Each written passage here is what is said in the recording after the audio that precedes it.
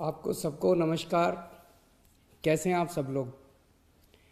मुझे भी कोरोना हो गया था और लगभग 7-8 दिन में होम आइसोलेशन में रहा। आप सबकी खूब दुआएं मिली, आपका खूब आशीर्वाद मिला, आपकी सबकी शुभकामनाएं आ रही थी, उसके लिए आप सबका बहुत बहुत शुक्रिया, तहे दिल से शुक्रिया। मुझे लगभग 2 दिन बुखार रहा, उसके बाद मैं ठीक था लगातार, लेकिन जो कोविड के प्रोटोकॉल हैं उसके हिसाब से मैं 7-8 दिन होम आइसोलेशन में रहा। अब मैं वापस आप सबकी सेवा में हाजिर हूँ। आप सब लोगों की शुभकामनाओं के लिए बहुत बहुत शुक्रिया। लेकिन दिल्ली में जो कोरोना की रफ्तार बहुत ज़्यादा तेज़ी से बढ़ रही है, उसको लेके मैं हमेशा से चिंतित था। हालांकि मैं होम आइसोलेशन में था, लेकिन फ़ोन के ऊपर मैं लगातार अ, अपने सभी ऑफिसर्स से, चीफ सेक्रेटरी साहब से, हेल्थ मिनिस्टर से, सबसे लगातार संपर्क में था। जो जो इंतज़ाम किए जा रहे हैं और जिस तरह से कोरोना की स्पीड बढ़ रही है उसके ऊपर मैं नज़र रखे हुए था। दिल्ली के अंदर जो कोरोना की, पूरे देश में कोरोना बहुत तेज़ी से बढ़ रहा है, दिल्ली में भी बहुत तेज़ी से बढ़ रहा है। रफ्तार बहुत ज़्यादा तेज़ है। मैं देख रहा था कि कल वाला जो हेल्थ बुलेटिन था उसमें लगभग 20,000 के करीब केसेस आए थे, और आज शाम को जो हेल्थ बुलेटिन आएगा उसमें लगभग 22,000 केसेस, पिछले 24 घंटे के 22,000 केसेस आएंगे। तो डेली बहुत तेज़ी से केसेस बढ़ रहे हैं, जिसको, जो एक चिंता का विषय तो है, लेकिन जैसे मैंने पहले भी बोला था, घबराने की बात नहीं है। जब मैं बोल रहा हूँ घबराने की बात नहीं है, तो मैं सारा डेटा एनालाइज करके बोल रहा हूँ। पिछली जो वेव आई थी अप्रैल मई में, उसमें 7 मई को इतने ही डेली केसेस आते थे, 20,000 के करीब। जैसे अभी 20,000 केसेस आए कल, 20,000 cases per day daily cases आए। 7 मई को भी 20,000 केसेस आए थे पिछली वेव में, लेकिन 7 मई को 341 मौतें हुई थी। 341 मौतें। लेकिन कल जब 20,000 केसेस आए हैं तो 7 मौत हुई हैं। एक भी नहीं होनी चाहिए, लेकिन कंपैरिजन में केवल 7 मौत हुई हैं।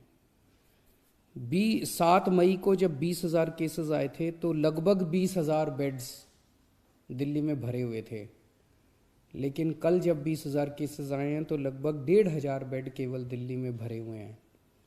तो उस तरह से इस वेव के दौरान डेथ भी काफ़ी कम हो रही हैं और लोगों को अस्पताल जाने की भी काफ़ी कम ज़रूरत पड़ रही है। ये डेटा मैंने आपको इसलिए नहीं बताया कि इसलिए अब हम मास्क पहनना बंद कर देंगे और गैर जिम्मेदार हो जाएंगे।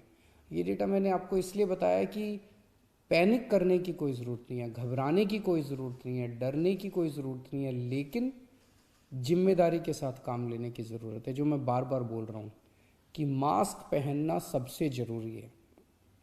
मास्क पहनना सबसे ज़रूरी है। कई लोग मेरे से प्रश्न पूछ रहे हैं, लॉकडाउन लगेगा? हम लॉकडाउन नहीं लगाना चाहते। लॉकडाउन नहीं लगेगा अगर आप मास्क पहनोगे तो।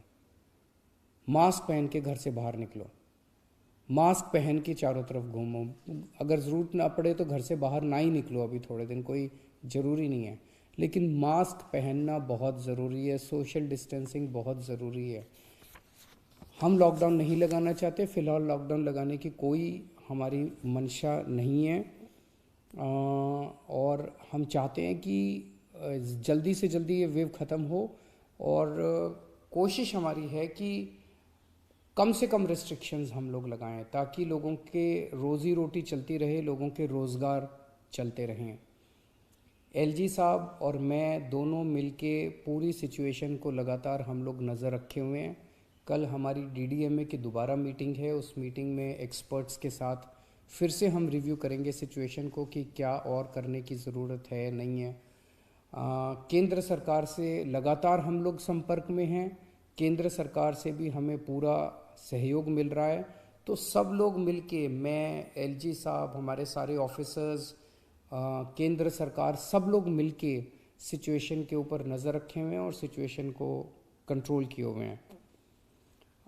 पहले भी हम सब दिल्ली वासियों ने मिलके कोरोना की इतनी बड़ी इतनी खतरनाक लहर थी जो अप्रैल वाली थी, उसको हमने पार पा लिया, तो इस लहर को भी हम लोग पार पा लेंगे। चिंता करने की ज़रूरत नहीं है, लेकिन जिम्मेदारी के साथ काम करने की ज़रूरत है। और जिन जिन लोगों ने वैक्सीन नहीं लगवाया, प्लीज़ जाके वैक्सीन ज़रूर लगवा लीजिए। वैक्सीन लगाने से मतलब ये नहीं है कि करोना नहीं होगा, लेकिन करोना अगर हुआ तो आपको कम माइल्ड करोना होगा, आपकी जान को खतरा नहीं होगा, आपको अस्पताल हो सकता है जाने की ज़रूरत ना पड़े। नमस्कार।